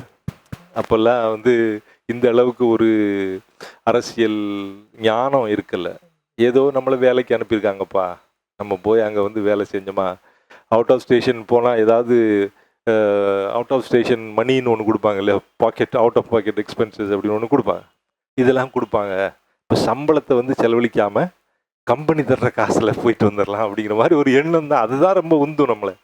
இப்போ யாருமே குஜராத் பக்கம் போகக்கூடாது அப்படின்னு நினைக்கும் போது நான் ஆளாக அனுப்பேன். ஏன்னா அப்படின்னா பாம்பேயில் இருக்கக்கூடிய நாட்களில் வந்து வீணாக சம்பளத்துலேருந்து கை வைக்க வேண்டியிருக்குமே, இப்படி வெளியே போயிட்டா, டூர் போயிட்டா கம்பெனி வந்து செலவழிக்குமே அப்படிங்கிற மாதிரி ஒரு ஆசையில் உந்தப்பட்டு தான் நான் எல்லாம் ஓடினேன். இது நியாயமான விஷயம். சாதாரண ஒரு எளிமையான மத்திய வர்க்கத்திலேருந்து வரக்கூடியவங்க எல்லாருக்குமே இருக்கக்கூடிய விஷயம் நான் நினைக்கிறேன். புதுசாக எனக்கு மட்டும் வரல. ஆனால் அந்த நேரங்களில் இப்படிப்பட்ட விஷயங்கள்லாம் இருந்துச்சு அப்படிங்கிறது வந்து நிச்சயமா எனக்கு தெரியாது. தெரியாது அப்படின்னா அதுக்குண்டான அறிவு வளரல. ஆனால் அதை பின்னால கேள்விப்படுறேன். தவறு தவறு தான், தவறு இல்லைன்னு சொல்ல முடியாது. ஆனால் அதை கிரகித்து கொள்ளக்கூடிய பக்குவம் எனக்கு அந்த நேரத்தில் இல்லை. திரும்ப என்ன ஆகுது அப்படின்னா, இந்த 2014ங்கிற காலகட்டத்தில் என்ன ஆகுது அப்படின்னா, உங்களுக்கே தெரியும். அதாவது பிரதம மந்திரி வேட்பாளராக நின்றவர்கள் யார் யார் அப்படின்னு சொல்லி. அதாவது ஒரு ஒரு பள்ளிக்கூடம் இருக்கு. அந்த பள்ளிக்கூடத்தில் ஒரு வகுப்பு இருக்கு. இந்த வகுப்புல ரொம்ப சேட்டை பண்றவனை பிடிச்சி மானிட்டரா வச்சிருவாங்க. பார்த்துருக்கீங்களா? அப்ப வலுவா அந்த வகுப்பறையை நடத்துவான் அப்படிங்கிற மாதிரி. அவனும் திருந்திடுவான் அப்படிங்கிற மாதிரி. வாய்ப்பு கொடுப்போம், மனிதன் தானே, வாய்ப்பு கொடுத்து பார்ப்போம். அப்படிப்பட்ட ஒரு சூழலையும் நீங்க நினைச்சு பார்க்கணும். இப்போ வழக்கமாகவே நான் சின்ன வயசுல பார்க்கும்போது பள்ளிக்கூடத்துல எல்லாம் அப்படி ஒரு நிலையை நான் பார்த்துருக்கேன். ஸ்கூல்ல இருக்கக்கூடிய பசங்கள்ல கொஞ்சம் ஸ்ட்ராங்கான பையன், கொஞ்சம் அதிகமாக குசும் பண்ற பையன், கொஞ்சம் வலுவா இன்ஃப்ளூயன்ஸ் பண்ற பையனை பிடிச்சி மானிட்டரா வச்சுருவாங்க. ஆனால் வகுப்பு ரொம்ப தெளிவாக நடக்கும்.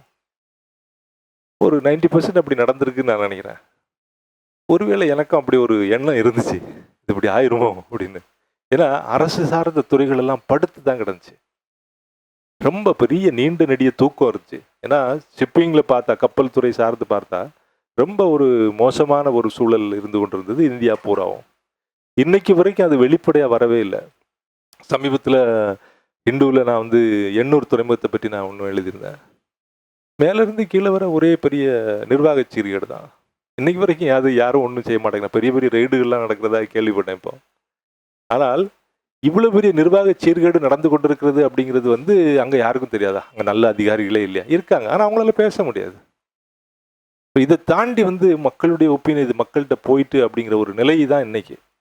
அப்படி ஒரு இந்தியா பூரா இப்படிப்பட்ட ஒரு, நம்ம எவ்வளோ பெரிய நாடு, அதாவது ஆலை பொருட்களாக இருந்தாலும், கனிம வளமாக இருந்தாலும், விவசாய பொருட்களாக இருந்தாலும், கடலோரத்தில் கிடைக்கக்கூடிய பொருட்களாக இருந்தாலும், இந்தியா வந்து எவ்வளோ பெரிய வளம் மிகுந்த நாடு. அது மட்டும் இல்லை, இந்தியாவில் இருக்கக்கூடிய நம்ம எல்லாரும் எவ்வளோ பெரிய உற்பத்தியாளர்கள், பங்களிப்பாளர்கள். நம்ம எல்லாமே நிறைய இந்தியன்ஸ் பூரா கான்ட்ரிபியூட்டர்ஸ் அப்படின்னு சொல்லுவோம். கன்சியூமர்ஸ் கிடையாது, நம்மளாம் நிறைய கான்ட்ரிபியூட்டர்ஸ். இவ்வளோ கான்ட்ரிபியூட்டர்ஸ் உள்ள இந்த நாடு, இந்த எக்கானமி ஏன் இவ்வளோ பின்தங்கி போய் கிடக்கு அப்படின்னா, வலுவான தலைமை இல்லை அப்படிங்கிற மாதிரி எனக்கு ஒரு எண்ணம் இருந்துச்சு. கண்டிப்பாக அந்த ஒரு வலுவான தலைமை வந்தால் இந்த பொருளாதாரம் வந்து அந்த காலகட்டங்களில் 13ஆம் நூற்றாண்டு இந்த மாதிரி காலகட்டங்களில் சைனாவா அல்லது இந்தியாவா, இந்த ஜிடிபி யாருடைய அது வந்து பெருசு அப்படிங்கிற அந்த நிலைக்கு போயிருமோ, அந்த 15, 16, 17 நூற்றாண்டுகளில் நடந்த அந்த சோகத்திலிருந்து மீண்டு விடுவோமோ அப்படிங்கிற ஒரு ஒரு ஆசை, ஒரு விருப்பம் எனக்கு இருந்துச்சு. அதனால தான் நான் அதை திரும்ப திரும்ப முன் வைக்கிறேன். ஒருவேளை அதுவே சரியான முடிவு அப்படின்னு நான் சொல்ல முடியாது. ஒரு எளிமையான மனிதனுடைய ஒரு கனவு தகர்ந்து போயிடுறதுக்கு வாய்ப்பு இருக்கு, அவ்வளோதான். அதுக்காக அது பக்கத்திலே நின்றுக்கிட்டு அதையே பிடிச்சிக்கிட்டு கொடி பிடிச்சிக்கிட்டு இருக்கிறதுக்கு வாய்ப்பு இல்லை, நிச்சயமா இல்லை.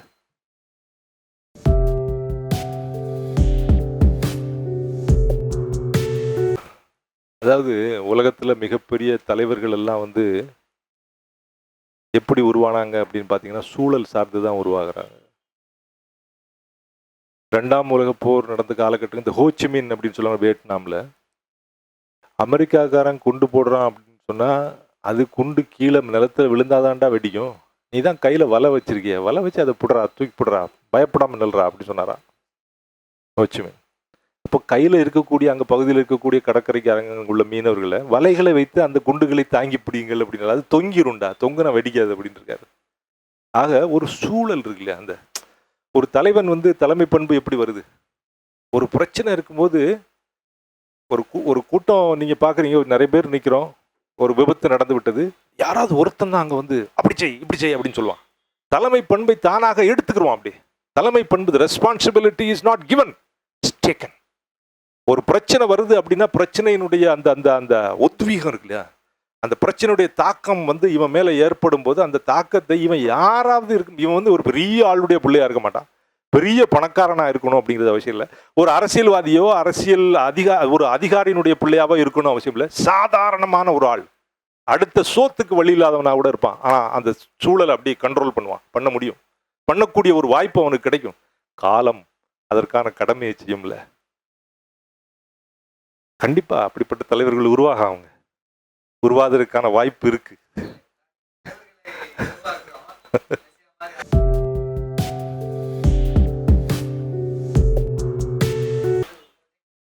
ஒரு பிரச்சனை என்ன அப்படின்னு சொன்னா, ஒரு காலகட்டத்தில் தலைவராக வரக்கூடியவங்களை நம்ம ரிவ்யூ பண்றதே இல்லை.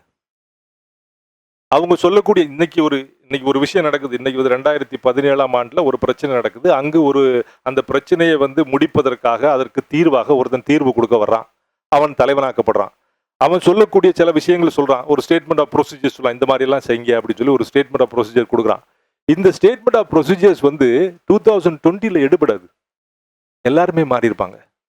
இதை யார் சொன்னானோ அவன் புரிஞ்சுக்கணும்ல. முதல்ல நானே பிடிச்சிக்கிட்டு நிக்கணும் அப்படின்னு பிரச்சனை தான் இன்னைக்கு உள்ள சூழல்ல. இன்னைக்கு உள்ள தகவல் தொழில்நுட்பங்கள் அந்த மாதிரி ஒரு நிறைய விஷயங்கள் கம்யூனிகேஷன்ஸ் வந்த பிறகு இன்னைக்கு உங்க பிள்ளைகளை எதிர்த்து உங்களால நீ உட்காரு, நீ எலும்பு, இத்தனை மணிக்கு எலும்புன்னு உங்க பிள்ளைய உங்களால சொல்ல முடியுமா? கண்டிப்பா சொல்ல முடியாது. அப்ப நம்முடைய தலைமுறைகளை வழி நடத்தணும் அப்படின்னா அந்தந்த சூழலுக்கு அவங்களுக்கு புரிஞ்சுக்கணும். அவங்களுக்கு புரிவதற்கான ஒரு சூழலை ஏற்படுத்தி கொடுக்கணும். ஒரு தலைவன் வந்துட்டான் அப்படின்னா அந்த தலைவனையே இப்ப நாம் இன்னைக்கு பார்த்தோம். பெருந்தலைவர்களை தமிழ்நாடு அரசியல் சந்தித்திருக்கிறது. ஆனால் சமீப காலத்துல பாருங்க, புற்றீசல் போல நிறைய தலைவர்கள் புழு புழு புழு புழுன்னு வந்திருக்காங்க. யார் இவர்களில் இருந்து பரிணமிப்பா தெரியலையே. யார் நிற்பாங்க தெரிய மாட்டாங்குது. ஒரு சில வெளிச்சக்கீட்டுகள் அப்படி தெரியுது. ஆனா இதுல இருந்து யார் நிற்பா? அவர்களும் எவ்வளவு நாட்கள் நிற்பார்கள்? இதுதான் இன்றைய சூழல். காரணம் என்னன்னா, எல்லாருக்கும் முன்னால நான் மட்டும்தான்டா சிந்திக்கணும், நான் தான்டா அறிவாளி, நான் சொல்றதை கேட்கறதுக்கு நீ வா அப்படின்னு சொன்னா நீ வேற சிந்திக்கிறியா? அப்படிலாம் சிந்திக்க கூடாதுன்னு சொன்ன தலைவர்கள் இருக்கிறார்கள். நான் பேர் குறிப்பிட விரும்பல. எனக்கு மட்டும்தான் அறிவு இருக்கணும், நான் தான் மூளை, நீ மூளை கிடையாது. உன்னுடைய மூளை அப்படியே பெட்டிகளை வச்சு அப்படியே ஃப்ரீசர்ல போடுறா அப்படின்னு சொல்லக்கூடிய ஆட்கள் இருந்தாங்க. ஆனா இன்னைக்கு நீங்க அப்படி சொல்ல முடியாதுல்ல. சொல்ல முடியாது. மாறுபட்ட கருத்துக்கள் மோதுது இல்லையா? மோதுது. அதனால பெரிய தலைமைகளுக்கும் வாய்ப்பு இல்லாம போயிட்டு இருக்கு. பெரிய கொள்கைகளும் வராம போயிருது. பெரிய பிடிப்புள்ள அந்த குழுக்களுக்கும் வாய்ப்பு இல்லாம போயிட்டு இருக்கு. இன்னைக்கு நம்ம பாக்குறோம்ல, ஆர்கே நகர்ல என்ன நடந்துகிட்டு இருக்கு, எத்தனை குழுக்கள் ஆயிட்டாங்க அப்படின்னு பாக்குறோம்ல.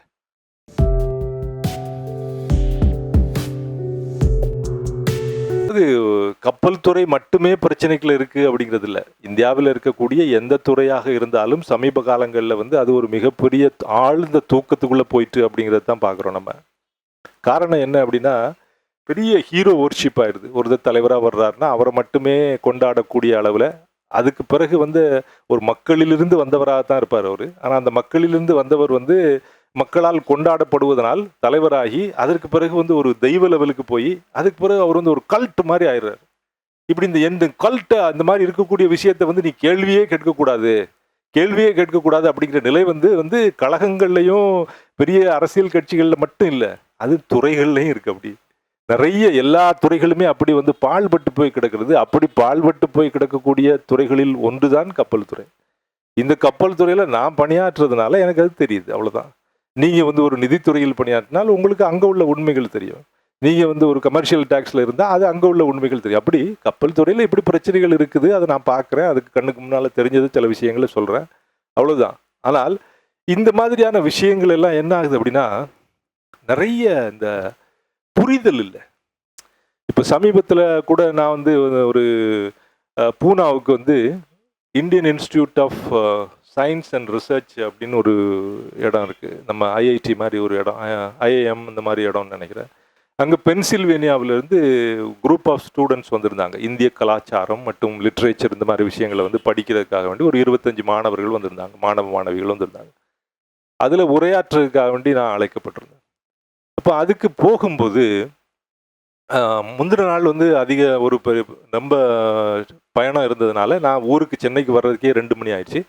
திரும்ப விமான நிலையத்துக்கு போகிறதுக்கு காலையில் 5 மணிக்கே கிளம்பி போகணுன்னா திரும்ப 4 மணிக்கு எழுமணும், குளிக்கணும், காலை கடன்கள்லாம் முடிக்கணும் அப்படின்னு சொல்லி அவசரமாக கிளம்பி போயிட்டுருக்கேன். அவங்க போனால் அங்கே உள்ள செக்யூரிட்டி இந்த மாதிரி விஷயங்கள்லாம் முடிச்சுட்டு இந்த விமானம் அந்த 5ஆம் நம்பர் கேட் வழியாக இருக்குது அப்படின்னு சொல்லிட்டு அங்கே பகுதியில் போய் நான் உட்காந்து ஒரு புத்தகம் வச்சுருந்தேன் கையில், தூங்கிட்டேன். அப்படி உட்காந்துருந்தோடனே அப்படி தூங்கிட்டேன். இப்போ கையில் என்கிட்ட சினுவா ஆச்சிபி அப்படின்னு சொல்லி ஒரு எழுத்தாளர் கேள்விப்படுறீங்களா, கையில் இருந்தார் அவர். அப்போது இந்த சினுவ ஆட்சிபியை நான் வச்சுக்கிட்டு அப்படி படிச்சுக்கிட்டு இருந்தவனே ரொம்ப அந்த களைப்பில் நான் தூங்கி போயிட்டேன். அப்படி தூங்கி போகும்போது திடீர்னு எனக்கு ஏதோ ஒரு உள்ளுணர்வு, யாரோ என்னை ரொம்ப கவனிக்கிறாங்க அப்படிங்கிற மாதிரி. இப்போ முழிச்சு பார்த்தா பக்கத்தில் ஒரு பெண்மணி ரொம்ப நவநாகரிக உடையோடு இருக்காங்க. அவங்க வந்து என்னை பக்கத்துல இருந்து பார்த்துக்கிட்டே இருக்காங்க. இப்போ நான் முழிச்சு வந்து ஏதாவது கையை காலை நீட்டிட்டோமா தூக்கத்தில் அப்படி சொல்லிட்டு மன்னிச்சுக்கிறேங்கம்மா அப்படின்னு சொல்லி, இல்லை இல்லை இல்லை இல்லை நீங்கள் ஜோடி க்ரூஸ் தானே அப்படின்னு கேட்டாங்க. ஆமாம் நான் ஜோடி க்ரூஸ் தான் அப்படின்னு சொன்னேன். ஆமாம் சரி, நீங்கள் நம்புவீங்களா, எங்கள் வீட்டில் வந்து கொற்கை இருக்குது, நான் வந்து இந்தோனேஷியாவில் இருக்கேன் அப்படின்னு சொன்னாங்க. அப்படியாம்மா ரொம்ப நல்லது அப்படின்னு சொல்லலாம். உடனே அவங்க தன்னுடைய ஐஃபோனை எடுத்து ஓப்பன் பண்ணி அவங்க வீட்டில் உள்ள வரவேற்பறையில் கொற்கை அங்கே வந்து ஒரு அலமாரியில் இருக்கிற ஃபோட்டோவை என்கிட்ட காட்டுறாங்க. இப்போ நான் நம்புறேன், சரி சரி நல்லதாக போச்சு, நீங்கள் வச்சுருக்கீங்களா, அப்போ இந்த அளவுக்கு எனக்கு ரீச் ஆயிருக்கா அப்படின்னு சொல்லிட்டு நான் ஒரு மனசில் ஒரு சாதாரணமான ஒரு சந்தோஷம் வரும் இல்லையா, ஒரு மகிழ்வு எனக்கு. அப்படி ரைட்டு அப்படின்னு சொல்கிறேன். இப்போ உடனே அவங்க என்கிட்ட நான் அவங்ககிட்ட கொஞ்சம் பேசணும் அப்படின்னாங்க. சரி பேசுங்கம்மா அப்படின்னேன். அப்போது நீங்கள் நிறைய படிப்பீங்களா அப்படின்னு கேட்டோன்னா அவங்க வந்து அஜ்னபி அப்படின்னு சொல்லி ஒரு நாவல் எடுத்து தன்னுடைய பையிலேருந்து எடுத்து காட்டுறாங்க. அப்போ பரவாயில்லையே நல்லா படிக்கிறாங்க. இன்னும் உலக இலக்கியங்கள்லாம் நான் படிச்சிருக்கேன், நிறைய தேடி தேடி படிக்கிறேன். என்னுடைய கணவர் வந்து மென்பொருள் இதில் இருக்கார், இந்தோனேஷியாவில் வேலை செய்கிறாரு. எனக்கு வேறு எந்த ஊரும் இல்லை, எனக்கு மதுரை. அப்போ இந்த மதுரை அப்படின்னு சொல்லும்போது வந்து அங்கே எங்களுக்கு வந்து வயலும் வயக்காடும் அந்த மாதிரி சார்ந்த அந்த வாழ்க்கை, விவசாய வாழ்க்கை. ஆனால் எங்களுக்கு கடற்கரைக்காரங்களை பற்றி ஒன்றும் தெரியாது. பக்கத்தில் தான் இருக்கோம். இங்கேருந்து வந்து ராமேஸ்வரமோ அல்லது ஒரு தூத்துக்குடியோ ஒரு 200-300 கிலோமீட்டர் தூரம் தான். ஆனாலுமே எனக்கு வந்து இந்த கடலோர வாழ்க்கையை பற்றி ஒன்றும் தெரியாது. அப்படி ஒன்றும் தெரியாமல் இருக்கும்போது உங்களுடைய ஆழிசூழ் உலகம் கொற்கையும் படித்த பிறகு தான் எனக்கு வந்து இந்த மக்கள் மேலே ஒரு மரியாதை வந்துச்சு அப்படின்னு சொன்னாங்க என்கிட்ட. இப்போ எனக்கு ரொம்ப சந்தோஷமாக இருந்துச்சு. அப்படின்னா ஏமா மரியாதை வந்துச்சு அப்படின்னு கேட்டேன். சார் எனக்கு வயக்காட்டில் உள்ள வாழ்க்கை தெரியும், எப்படி வந்து விதைச்சி களை பிடுங்கி கதிரடித்து கொண்டு வரோம் அப்படிங்கிறதெல்லாம் எனக்கு அந்த வாழ்க்கை எங்களுடைய காலகாலமாக எங்களுடைய பாட்டன் பூட்டன் காலத்துலேருந்து உள்ள காலம் அந்த வாழ்க்கை முறை தெரியும், மருதத்தில் உள்ள வாழ்க்கை முறை தெரியும். ஆனால் கடற்கரையில் உள்ள நெய்தலில் உள்ள வாழ்க்கை தெரியாது. அப்போது ஆனால் தெரியாமல் இருக்கும்போது என்ன நினைக்க, மீன்காரங்க அவ்வளோதான் தெரியும். இப்போ இங்கே கடலோடிகள் இருந்திருக்கிறாங்க, பெரிய ஏற்றுமதியாளர்கள் இருந்திருக்காங்க, இறக்குமதியாளர்கள் இருந்திருக்காங்க, உப்பு வணிகம் செய்தவர்கள் இருக்கிறார்கள், முத்து எடுத்தவர்கள் இருக்கிறார்கள், பெரிய பெரிய ராஜ பரம்பரைகள் இருந்திருக்கிறது. இப்படிலாம் பல்வேறு இனக்குழுக்கள் இருந்திருக்காங்கங்கிறது தெரியவே தெரியாது. அப்போ மேட்டு நிலத்தில் வாழக்கூடியவங்களுக்கு இவர்களை பற்றிய ஒரு புரிதல் இல்லை. இப்போ இந்த புரிதல் இல்லைங்கிறது எந்த மாதிரியாக வெளிப்படுது அப்படின்னா, ஒரு மருத நிலத்திலேருந்து வாரவன், அப்படி வரக்கூடியவன் வந்து ஒரு அரசு பணியில் ஒரு ஐஏஎஸ் ஆகிறான். ஐஏஎஸ் ஆகி ஆட்சி பணியில் கடற்கரை பகுதியில் அவன் வந்து ஆட்சி பணிக்காக போகிறான். அவனுக்கு அங்கே வாழ்க்கை தெரியாது சார். அப்போ தெரியாமல் அவன் வந்து ஆட்சி பணியில் அமர்த்தப்படும் போது அந்த மக்களை பற்றிய எந்த அறிவும் இல்லாமல் அவன் வந்து அங்கே உள்ளே போகிறான். ஆனால் அந்த காலத்துல எல்லாம் பிரிட்டிஷ்காரன் காலத்தில் கெசட்டியர்னு ஒன்று இருந்தான் சார். அப்போ வந்து அந்த கெசட்டியரை படிச்சுட்டு அந்த ஆட்சியாளர்கள் போவாங்களாம். அவங்க வந்து இந்த பகுதியில் உள்ள எப்படிப்பட்ட மக்கள் இருக்கிறாங்க, அவங்க எப்படிலாம் தொழில் செய்கிறாங்க, என்னென்ன மாதிரியான தட்பவெட்பநிலை இருக்கிறது, என்னென்ன பயிர்கள் வளருது, என்னென்ன தொழில் நடக்குது, அதை பற்றிய மைன்யூட்டாக ஒவ்வொரு விஷயங்களையும் குறித்து வச்சுருக்காங்க. இந்த விஷயங்களை படிச்சுட்டு போகிறாங்க. ஆனால் இன்னைக்கு அதை இளம் எழுத்தாளர்கள், அதாவது இந்த பெருவெடிப்புக்கு பிறகு தன்னுடைய கலாச்சாரத்தை, தன்னுடைய அடையாளத்தை, தன்னுடைய அந்த அந்த அந்த அந்த அந்த பண்பாட்டை இழந்துட்டோம், அதை திரும்ப பிடிக்கணும் அப்படின்னு வெடிச்சு செதறி வந்திருக்காங்களே எழுத்தாளர்கள். கொஞ்சம் ஒவ்வொரு நிலப்பகுதியிலேருந்து வந்திருக்காங்க. இப்படிப்பட்ட எழுத்தாளர்கள் வயக்காட்டில் இருந்தும், மலங்காட்டில் இருந்தும், மலைகளில் இருந்தும், ஆற்று ஓரங்களில் இருந்தும், கடற்கரைகளில் இருந்தும், பாலைவனத்தில் இருந்தும் இந்த மாதிரியான தன்னுடைய அடையாளத்தை மீட்டெடுத்து கொள்ளணும் அப்படின்னு வெடிச்சு செதறி வந்த அந்த எழுத்தாளர்கள் வந்த பிறகு இந்த மக்களை பற்றிய ஒரு புரிதல் வருது சார். இது யார், இவங்க எப்படி வாழ்கிறாங்க அப்படிங்கிற ஒரு புரிதல் கிடைக்குது சார். அப்படி எனக்கு வந்து இந்த கடலோரத்தில் கடலோடிகளை பற்றிய ஒரு புரிதல் கிடைச்சிது சார். அந்த புரிதலுக்கு உங்களுக்கு நான் நன்றி சொல்கிறேன் அப்படின்னா. ஆக இங்கே என்ன புரியுது பார்த்தீங்களா? அதாவது இலக்கியம் வந்து படிக்கிறதன் மூலம் ஒரு நல்ல வாசகனிடம் போகும்போது வந்து அந்த வாசகனுக்கு முதல்ல புரியுது, இந்த மக்களை பற்றி புரியுது. அது சும்மா ஒரு கதை இல்லை, ஒரு நாவல் மட்டுமல்ல, ஒரு இனக்குழுவை பற்றிய ஒரு பெரிய அபிப்பிராயம். இந்த மக்கள் இன்னைக்கு பார்த்தீங்க அப்படின்னு சொன்னால், மெரினா புரட்சி நடந்துச்சு இல்லையா? மெரினா புரட்சி நடக்கும்போது கடைசி நாட்களில் இந்த போலீஸ் வந்து தாக்குதல் செய்ய போகிற அந்த நேரத்தில் பிள்ளைகளுக்கு தண்ணி இல்லை அப்படிங்கக்கூடிய ஒரு சிக்கல் வருது. தண்ணி, இந்த மாதிரி உணவுப் பொருட்கள் எல்லாம் தடை செய்யப்படுது.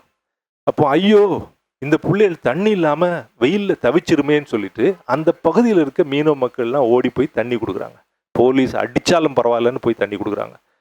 அப்போ இவனுடைய செயல்பாடு ஏன் அப்படி இருக்கு, இயல்பு ஏன் அப்படி இருக்கு? இது அந்த இனக்குழுவின் பண்பு. அவன் பழங்குடி, அவனுக்கு வந்து ஒரு உயிர் வந்து அந்த உயிரினுடைய மதிப்பு தெரியும். அவன் பழங்குடியாக இருக்கிறதுனால இந்த என்னுடைய பிள்ளை மட்டும்தான் என்னுடைய பிள்ளை அப்படிங்கிறது இல்லை. ஊராறு பிள்ளையை ஊட்டி வளர்த்தால் தன் பிள்ளை தானா வளருங்கிறது அவனுக்கு தெரியும். ஏன்னா அவன் பழங்குடி, அவனுக்கு பார்த்துக்கிட்டு சும்மா இருக்க முடியாது. தண்ணி யார் அடித்தாலும் என்னுடைய உயிர் போனாலும் பரவாயில்ல, நான் போய் தண்ணி கொடுப்பேன்னு உள்ள போகிறான். யார் என்ன செஞ்சாலும் பரவாயில்ல, நான் சாப்பாடு கொடுப்பேன்னு உள்ள போகிறான். சரி, கடைசியில் போராட்டக்காரர்கள் தங்களுடைய தீவிரத்தை வெளிக்காட்டணும்னா கடலில் குதிச்சிட்டாங்க. அப்படி கடலில் குதிக்கும் போது கடலில் காப்பாற்றணும்னா மீனவர்களை தவிர வேற யாரால காப்பாற்ற முடியும்? உடனே இவங்க கடலில் குதிக்கிறாங்க. ஆக என்ன ஆகுது அப்படின்னா, இதுல வந்து ஒரு இனக்குழுவின் பண்பு தெரியுது இல்லையா? இந்த பண்பு தெரியணும் அப்படின்னா அந்த இனக்குழுவை பற்றியே படிக்கணும். இந்த மாதிரியான விஷயங்களை படிக்கிறதுக்கு ஏன் ஒரு சூழலில், ஒரு இக்கட்டான சூழலுங்கிறதுல ஒரு சூழலில் ஒரு சமூகம் இப்படி நடந்து கொள்கிறதே அதற்கான காரண காரியங்கள் என்ன, எங்கிருந்து இந்த காரண காரியங்கள் வந்து இந்த ஒரு நிகழ்வுல அவர்களை இப்படி இயங்க செய்கிறது? ஏன் ஓடி போய் அவங்க தண்ணி கொடுக்குறாங்க? ஏன் ஓடி போய் சாப்பாடு கொடுக்குறாங்க? ஏன் ஓடி போய் கடலுக்குள்ள வந்து அந்த பிள்ளைகளை காப்பாற்றணும்னு நிற்கிறாங்க? தன்னுடைய உயிர் போனாலும் பரவாயில்லை, தன்னுடைய உடைமை போனாலும் பரவாயில்லை, தன்னுடைய உயிர் போனாலும் பரவாயில்லை, இவர்களை காப்பாற்றணும் அப்படிங்கிற மாதிரி தன்னுடைய இடத்துக்கு வந்தவர்களை, அகதியாக வந்தவர்களை சமஸ்கிருதத்தில் சொல்லுவாங்க அதிதி தேவோ பவ அப்படின்னு சொல்லுவாங்க. இப்படி வந்து ஏன் ஓடி போய் நின்னாங்க? ஓடி போய் நிற்கக்கூடியதுக்கு அந்த இயல்பு வருது இல்லையா? இந்த மக்களுடைய இது வந்து இலக்கியத்திலேருந்து கிடைக்குது அப்படின்னு நான் நினைக்கிறேன். இந்த விஷயம் பதிவாயிட்டு தானே இருக்கு. ஆக குற்ற உணர்ச்சி அப்படிங்கிறது இல்லை, மனுஷன் மாறக்கூடியவன் தானே, எந்த நேரத்திலையும் மாறக்கூடியவன் தானே. அந்த நேரத்தில் அந்த எண்ணம் இருந்துச்சு, இந்த நேரத்தில் இந்த எண்ணம் இருக்கு. உங்களுக்கு ஒரே எண்ணம் இருக்குமா? காலங்கள் மாற மாற மனிதனுடைய எண்ணங்கள் மாறிக்கிட்டே இருக்கும். ஏன் அப்படின்னா மனிதன் மாறிக்கொண்டே இருக்கிறான். ஜோ டிக்ரூஸும் மனிதன். All men are mortal. Joe D'Cruz is a man. He is also mortal.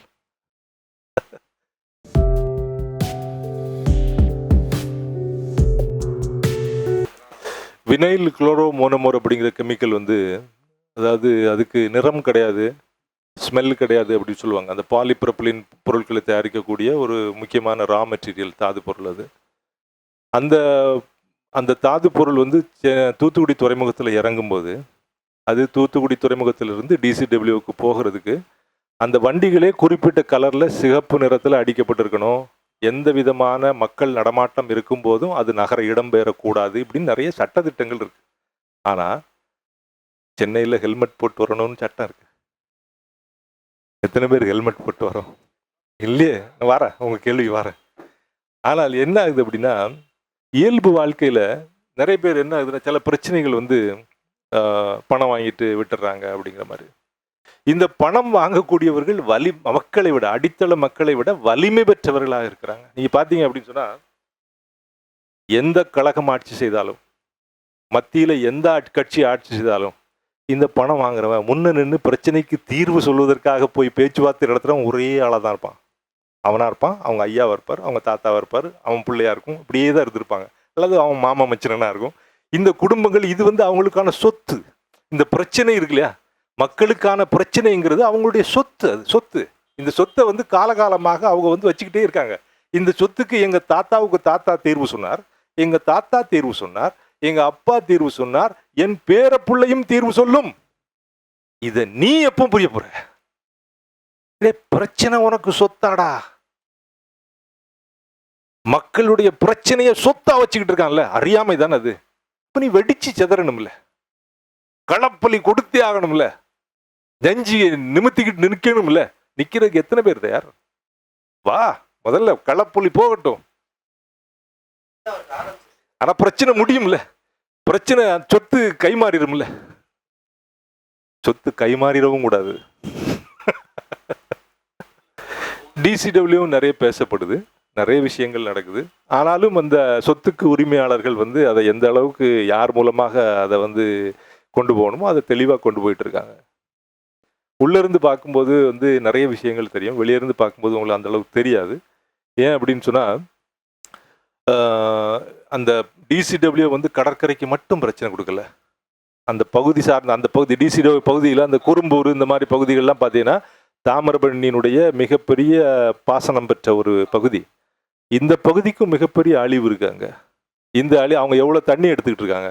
இதெல்லாம் வெளியே தெரியாமல் இருக்க பார்த்து ஏன் அப்படின்னா, இப்போ சில பேருக்கு என்ன ஆகுதுன்னா, நான் பிரச்சனையில் குறைவாக பாதிக்கப்பட்டிருக்கிறேன், நான் பிரச்சனையில் அதிகமாக பாதிக்கப்பட்டிருக்கிறேன், எனக்கு பிரச்சனையை விட அதிகமாக தருகிறார்கள், எங்களுக்கு வேலை வாய்ப்பு கொடுக்கிறார்கள், இப்படி அந்த விஷயம் அந்த பிரச்சனை அப்படிங்கிறது என்ன நீர்த்து போயிடுச்சு. அப்படி நீர்த்து போகுது. அப்போ சுயநலம் சுயநலம் சுயநலம் சுயநலம், என்னுடைய சுயநலம் உன்னுடைய சுயநலத்தை விட பெரிதா, எனக்கு சிறிதா அப்படிங்கிற மாதிரி ஆயிடுது. அவ்வளோதான். பொதுவாக ஒரு பிரச்சனையை இது ஒரு பொது பிரச்சனை, மக்களின் பிரச்சனை. ஜல்லிக்கட்டு அப்படின்னு அந்த உணர்வு ஒன்லி மருத நிலத்துக்காரர்களுக்கு உள்ள பிரச்சனை இல்லை, தமிழர்களின் பிரச்சனை அப்படின்னு வந்துச்சு. அவ்வளோதான். அப்படி தமிழர்களின் மக்களின் பிரச்சனைன்னு வரும்போது அதுக்கு தீர்வு வரும், கண்டிப்பாக வரும். காலங்கள் ஆகலாம், ஆனால் கண்டிப்பாக இப்போ உங்களை மாதிரி கேள்வி இருக்கக்கூடிய இளைஞர்கள் வந்துட்டீங்கல்ல, பேசுறீங்கல்ல தைரியமாக. இப்போ வரும்போது இது என்ன ஆகுதுன்னா ஒரு வெளிச்சக்கீட்டு தெரியுதா இல்லையா? தெரியுது இல்லை? கண்டிப்பாக பேசுறீங்கல்ல, முன்ன இது ஒரு பிரச்சனை அப்படின்னு பேசுறீங்கல்ல, இது எவ்வளோ பெரிய தைரியமான ஒரு விஷயம்.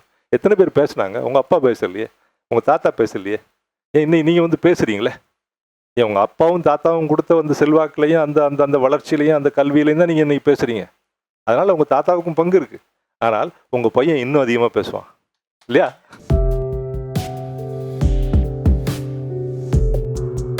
யார்கிட்டையும் சப்போர்ட் கேட்கலையே.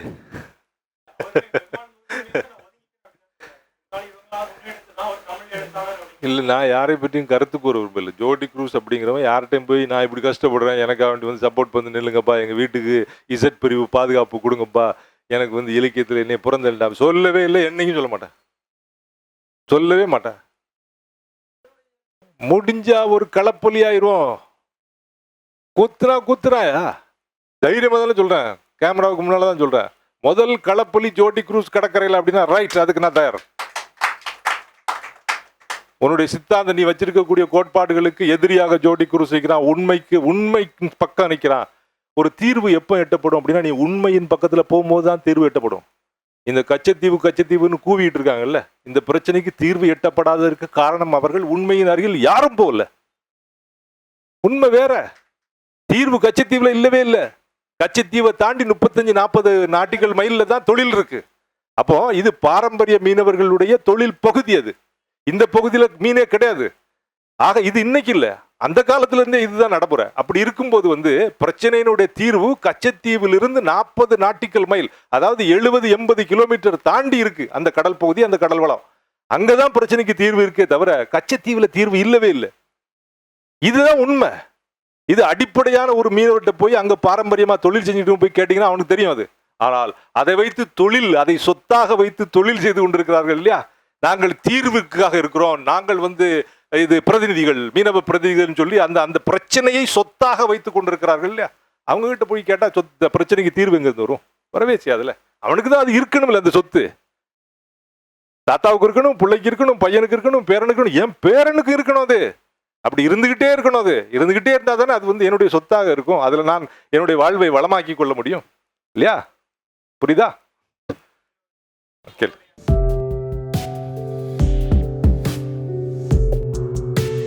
சித்தாந்தங்கள் அடிப்படையில் செயல்படுறாங்க இல்லையா?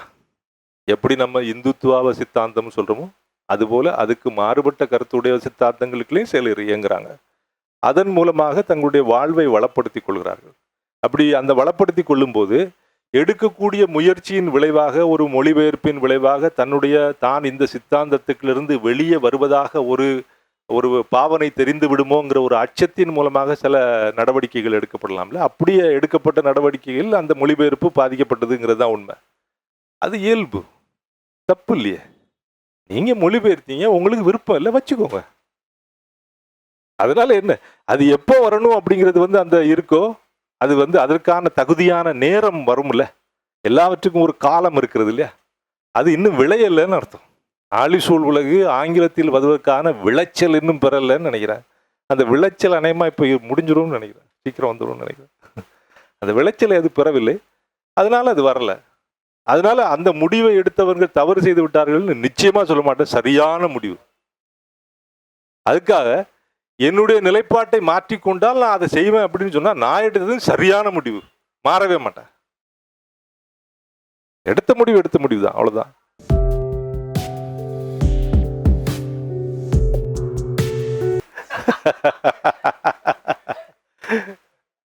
அதாவது ஒரு உண்மையை சொல்லணும் இல்லையா? நீங்க வந்து நான் இன்னைக்கு வந்து மத ரீதியா பிரச்சனை இருக்கு அப்படின்னா, நான் இன்னைக்கு வந்து ஒரு இந்துவா மாதிரி இருந்திருக்கோம்ல. நான் இப்போ நீங்க என்ன அப்படின்னா நீங்க வந்து பட்டை அடிக்கிறீங்களே அப்படின்னு கேட்பீங்களா? பட்டை அடிக்கிறீங்களேன்னு கேள்வி கேட்கலாம். இன்னைக்கும் போடுவேன், நாளைக்கும் போடுவேன், நாளைன்னு போடுவேன். பட்டை அடிச்சுட்டு கோயிலுக்கு போவேனா? நீங்க பார்க்கல. நான் பட்டை அடிச்சது நீங்க பார்க்கல. ஜோடி குரூஸ் அப்படிங்கிறவன இன்னைக்கு தானே வந்து பார்க்குற மாதிரி வருது இல்லையா? அப்போ ஜோடி குரூஸுங்கிற அடிப்படையில் எப்படி இருக்கான் அப்படிங்கிறது, நான் என்னுடைய மூதாதையர்களை வழிபடுறேன். வேற ஒண்ணுமே வேண்டாம். இன்னைக்கு நான் இன்னைக்கு சென்னையில் இருக்கக்கூடிய சாந்தோமில் இருக்கக்கூடிய எங்கள் வீட்டில இருந்து நான் வந்து ஒரு வியாபார விஷயமா வெளியே டூர் கிளம்புறேன் அப்படின்னா, பக்கத்தில் அந்தோனியார் படம் இருக்குது, மேலே இருக்குது, சோத்தில் மாட்டிருக்கும். அது பக்கத்தில் எங்கள் அப்பா படம் இருக்குது. 2 பேரே பார்த்துருங்கப்பா, நான் ஒரு 2 நாள் ஊருக்கு போகிறேன் அப்படின்னு சொல்லிட்டு வரேன். இப்போ என்ன விஷயம் நடக்குது அப்படின்னு சொன்னால், என்னுடைய மூதாதையர்களை நான் கும்பிடணும்னு நினைக்கிறேன். அவ்வளோதான். எனக்கு எங்கள் ஐயாவை கும்பிடணும்னு நினைக்கிறேன். அப்படி நான் சிவனை நினைக்கிறேன், என்னுடைய முப்பாட்டன்னு நினைக்கிறேன். நீ அதுக்கு பெரிய இதெல்லாம் வச்சுருந்தீங்கன்னா அதுக்கு எனக்கு கவலையே இல்லை. நான் சந்திரமாரியை கும்பிட்றேன், எங்கள் ஆத்தா இல்லவ. மீனாட்சியை கும்பிட்றேன், எங்கள் ஆத்தாவை. குமரியை கும்பிட்றேன், அவளும் எங்கள் ஆத்தா. நான் எங்கள் ஆத்தால கும்பிட்றதுக்கு நீ யாரு குறுக்க? உனக்கு இயல்பு சித்தாந்தங்கள் கொள்கைகள் இருக்குன்னா ஓட்ட வச்சுக்க. நான் எங்கள் ஆத்தால கும்பிட்றேன். குமரி வந்து புறத்தி அவளை எங்கள் ஆத்தா. That's all, finished. நான் கிறிஸ்தவனா போயிட்டேன் அப்படிங்கிறதுக்காக வேண்டி, கிறிஸ்தவனா போனது பிறகு கூட ரொம்ப முக்கியமான ஒரு விஷயத்தை நான் சொல்ல விரும்புகிறேன். இன்னைக்கு 475 வருஷத்துக்கு முன்னால் நாங்கள் வந்து கிறிஸ்தவத்துக்குள் வந்தோம். அங்கே உள்ள கடற்கரை பிறந்தவர்கள் ஒரு பெரிய போரில் வந்தோம். சோத்துக்கு வரல, சப்பாத்திக்கு வரல, காசுக்கு வரல, நிச்சயமாக வரல. ஆனால் எப்படிப்பட்ட ஒரு சூழலில் வரோம்? தொழில் முறையில் பிரச்சனை வருது, முத்து குளித்தல் முத்து எடுக்கிறதுல பிரச்சனை வருது. மூர்கள் வந்து அங்கே வந்து பெரிய ஆதிக்கம் பண்ணுறாங்க. அங்கே உள்ள பகுதியில் நாங்கள் காலகாலமாக வழிபட்டு கொண்டிருக்கிற எங்களுடைய மச்சானுடைய கோயிலை அடித்து நொடுக்கணும் அப்படின்னு நினைக்கிறாங்க. அப்படிங்கிற பிரச்சனை வரும்போது தான் அங்கே கிளர்ந்தெல்றோம். 2000 பேர் செத்து போகிறான். ஏன்னா தூரத்தில் இருந்து சுட்டுறாங்க. அப்போ ஒரு படை உதவிக்காக போய் துப்பாக்கி வேணுங்கிறக்காண்டி தான் கள்ளிக்கட்டையில் போய் போர்ச்சுகீசியர்கிட்ட பேச்சுவார்த்தை நடத்துகிறோம். அப்போ அவங்க என்ன பண்ணுறாங்க, அவன் வந்து ரொம்ப தெளிவான வெஸ்டட் இன்ட்ரெஸ்டோடு இருக்கான். அது எனக்கு தெரியாதுல்ல, நான் வந்து அப்பாவி மக்கள் இல்லையா, எனக்கு போரில் ஜெயிக்கணும், அவ்வளோதான். என்னுடைய வாழ்வாதாரத்தை மீட்டுக்கொள்ளணும், அவ்வளோ மட்டும்தான். அப்போ அவன் சொல்கிறான் வந்துட்டு, நாங்கள் வந்து நீங்கள் வந்து யாரை கும்பிட்றீங்க? நாங்கள் இங்கே வையத்துள் வாழ்வாங்கு வாழ்வார் வானுரையும் தெய்வம் எனப்படும் அப்படிங்கிற மாதிரி எங்கள் வந்து மூதாதையர்களை இங்கே வந்து நல்லபடியாக வாழ்ந்தவங்கள நாங்கள் வானத்தில் வச்சு கும்பிட்டுக்கிட்டு இருக்கோம், தெய்வமாக போட்டுறோம். எங்கள் ஆத்தா, எங்கள் ஆத்தாளுக்கு ஆத்தா, எல்லாரையும் கும்பிடுறோம் அப்படிங்கிற. அப்படியா, எங்களுக்கும் ஆத்தா இருக்காங்க அப்படிங்கிறான். நாங்களும் வையத்துள் வாழ்வாங்க வாழ்ந்தவங்கள வானுரையும் தெய்வமாக கும்பிட்டுக்கிட்டு இருக்கோம். அவங்கள காட்டட்டுமா உங்களுக்கு? காட்டுங்க அப்படின்னு சொல்கிறேன். காட்டிட்டாங்க 3 பேர். இங்கே 30 முக்கோடி தெய்வம் ஏற்கனவே இருக்கான். அவங்களோட 30 முக்கோடியை 3 சேர்றா 3 அப்படின்னு சேர்த்தாச்சு. சேர்த்து நாங்கள் வழிபட்டோம். அவ்வளோதான் முக்கியமே தவிர இதில் வந்து நான் இந்துத்துவா எந்த துவாவும் கிடையாதுங்க, ஒன்றுமே கிடையாது. எங்கள் ஆத்தாலையும் எங்கள் ஐயாவையும் நான் கும்பிடுறேன். நீ யாரா குறுக்க? நான் என்னுடைய கலாச்சாரத்தில் என்னுடைய முன்னோர்களை நான் கும்பிடுறேன். ஒரு பயலும் குறுக்க வர முடியாது. நான் பட்டை போடணும், எங்கள் ஐயாவுடைய சாம்பல் எடுத்து பூசியிருக்கேன்டா. நீ யாரடா குறுக்க? இல்லவே இல்லை, உன்னால் வர முடியாது. எந்த கோட்பாட்டுகளை நின்று பேசல. நான் எங்கள் என் மூதாதையர்கள் நின்று பேசுகிறேன், அவ்வளோதான். அப்போ என்ன நடந்து போச்சு அப்படின்னா, வெஸ்டட் இன்ட்ரெஸ்ட் உள்ள இந்த எம்என்சி கம்பெனி என்ன பண்ணிருச்சு அப்படின்னு சொன்னால், கத்தோலிக்க கிறிஸ்தவம்ங்கிற அந்த எம்என்சி கம்பெனி என்ன பண்ணுது அப்படின்னா, எங்கள் தாத்தாட்ட இது 30 முக்கோடிய 3 தான் சொல்லி ஒத்துக்கிட வச்சுட்டு எங்கள் தாத்தா போயிட்டாரு. அதுக்கு பிறகு வந்தவருக்கு தாத்தா என்ன பண்ணாருன்னு கொஞ்சம் அறிவு இருந்துச்சு. அதனால் அவர் கொஞ்சம் அப்போ என்ன பண்ணுறாங்க அப்படின்னா, ஓ நீங்கள் கொடி ஏற்றுனீங்களா வச்சுக்கோங்க, நீங்கள் தேர் இழுத்தீங்களா இந்த வச்சுக்கோங்க, இப்படி சில கலாச்சாரத்தான சில விஷயங்கள் எல்லாம் கொடுத்துக்கிட்டே இருக்காங்க. அதுக்கு பிறகு தாத்தாவுடைய பிள்ளையுடைய புள்ள வருதுல்ல, அங்கே பெரிய அணை போட்டுறான்.